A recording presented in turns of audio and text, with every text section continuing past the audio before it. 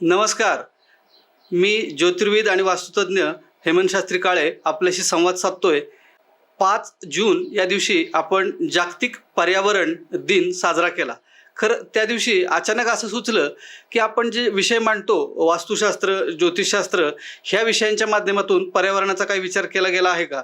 तर पर्यावरणाचा विचार निश्चित केला गेला आहे. मग त्याच्यामध्ये काय विचार केला गेलेला आहे? तर त्याच्यामध्ये स्वतंत्र वृक्ष आयुर्वेद या ग्रंथामध्ये वास्तुशास्त्राच्या दृष्टिकोनातून तुम्ही घराच्या भोवती कोणते वृक्ष लावावेत, कोणते वृक्ष लावू नयेत, याचा विशेष करून उल्लेख केला गेलेला आहे. मग ते वृक्ष तुम्हाला अगदी ऑक्सिजनचा पुरवठा तर करणारे आहेतच, पण त्याचप्रमाणे त्याचा आध्यात्मिक दृष्टिकोनातून सुद्धा एक उत्तम प्रकारे फायदा होणार आहे. मग ते कोणते वृक्ष आहेत, ते कोणत्या दिशा आहेत, कोणत्या दिशेला कोणते वृक्ष लावू नयेत. खरं तर वृक्ष थेरपी, मुळात वास्तुशास्त्र हा विषय जेव्हा आपण बघतो त्यामध्ये आपल्याला राहण्यासाठी बंदिस्त केलेली जागा म्हणजे वास्तू, आणि त्या वास्तूचा जो कंपाऊंडेड एरिया आहे त्या एरियाच्या आतमध्ये आणि बाहेरच्या बाजूला कोणती झाडं असावीत. खरं तर आपण आज पूर्व दिशेपासून सुरुवात करूया.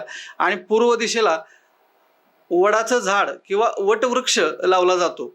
वटवृक्ष लावला जातो त्याचं कारण असं आहे की पूर्व दिशा ही आरोग्याशी संबंधित असणारी अशी दिशा आहे.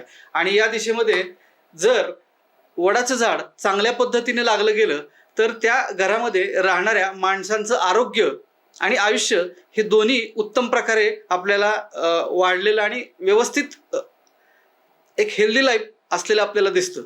त्याचप्रमाणे आपण दुसऱ्या दिशेचा विचार करत असताना दुसरी दिशा आहे आग्नेय दिशा. आणि आग्नेय दिशा ही अग्नीशी संबंधित आहे, अग्नीला समर्पित आहे. अर्थात अग्नीचा रंग जो आहे तो लाल आहे, आणि लाल रंगाशी संबंधित जिथं फुलं येतात अशा पद्धतीचं कोणतंही झाड, म्हणजे जसं की लाल जास्वंद आहे, लाल फुलं येणार किंवा लाल रंग असणारं अशा पद्धतीचं कोणतंही झाड तुम्ही तिथं लावू शकता.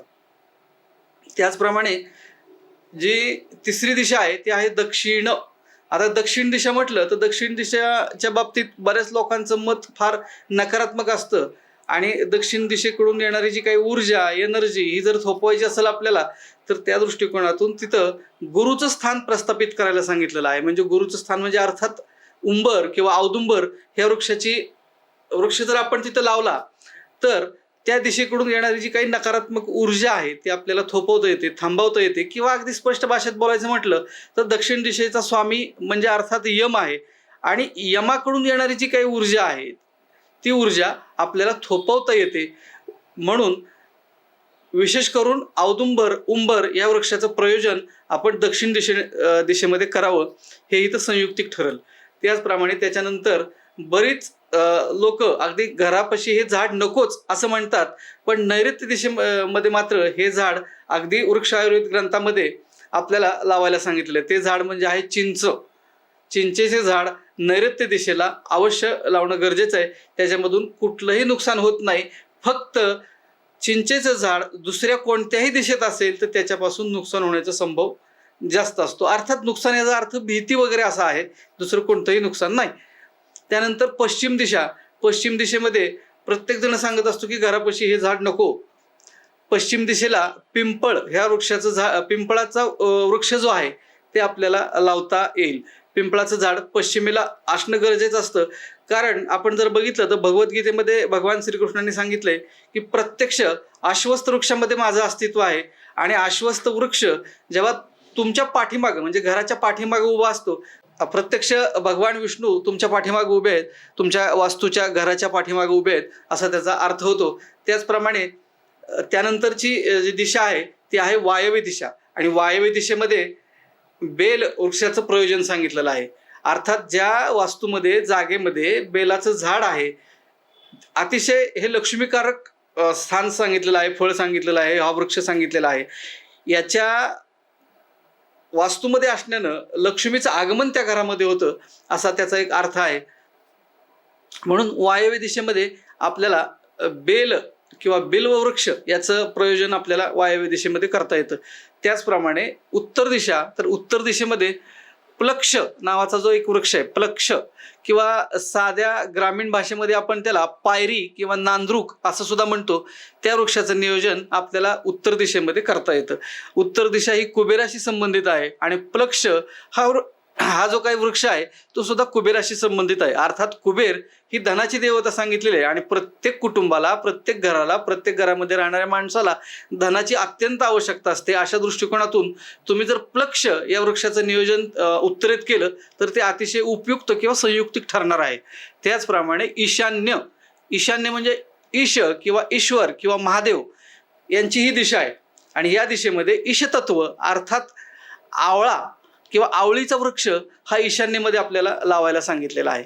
त्याचप्रमाणे इतरही काही वृक्ष आहेत, त्याचे काही उपनियम आहेत. आता हे वृक्ष लावत असताना बऱ्याच लोकांना असा प्रश्न पडेल याच्यामध्ये की एवढी मोठी झाडं आम्ही लावली तर मग ते घर कसं काय होणार, तर त्याच्यामध्ये त्याला काही पर्याय सांगितलेले आहेत शास्त्रकारांनी. जे घर जमिनीवरती आहे त्या ठिकाणी ही झाडं लावणं अपेक्षित आहे आणि ह्या झाडाची सावली घरावरती येऊ नये इतक्या ती लांब असावीत. अशा पद्धतीनं ह्या वृक्ष थेरपीचं प्रयोजन मोठ्या बंगलोसाठी करता येईल. पण मग फ्लॅटधारकांना काय, ज्यांचे फ्लॅटमध्ये राहतात त्यांनी काय करावं, तर त्यांना साधा आणि छोटा उपाय करता येईल. त्याच्यामध्ये आपल्याकडं अगदी 100% जरी त्याचा फायदा नाही मिळाला तर 50% फायदा मात्र नक्की मिळेल. तर तो कसा, तर आपल्याकडे बोन्साय जी पद्धत आहे, प्रत्येक झाडाचं बोन्साय केलं जातं.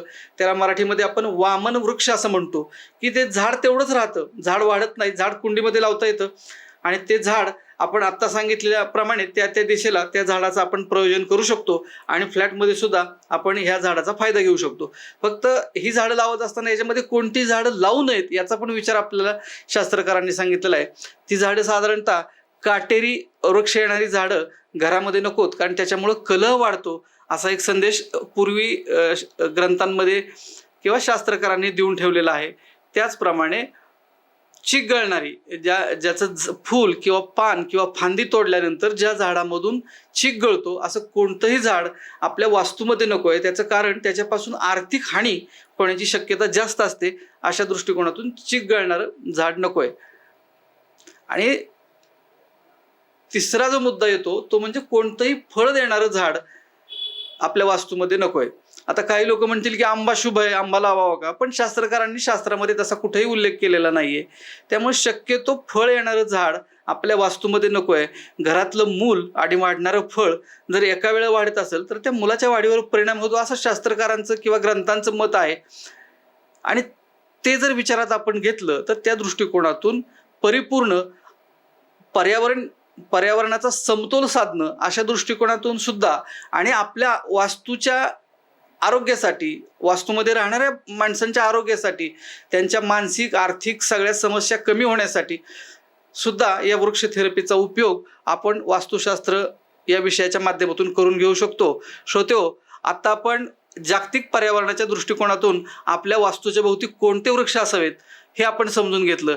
त्याचप्रमाणे आणखीन काही विषय जर तुम्हाला सुचला तर तशी खाली कमेंट करा किंवा वृक्ष थेरपी या संदर्भामध्ये तुम्हाला आणखीन काही माहिती असेल तर खाली कमेंट करा. त्या कमेंटच्या संदर्भात येणारे जे प्रश्न आहेत त्याची आपण योग्य उत्तरं देऊ. श्रोत्यो, आत्ता वृक्ष थेरपी, वास्तूसाठी वृक्ष थेरपी हे आपण जाणून घेतलं, त्याबद्दल धन्यवाद.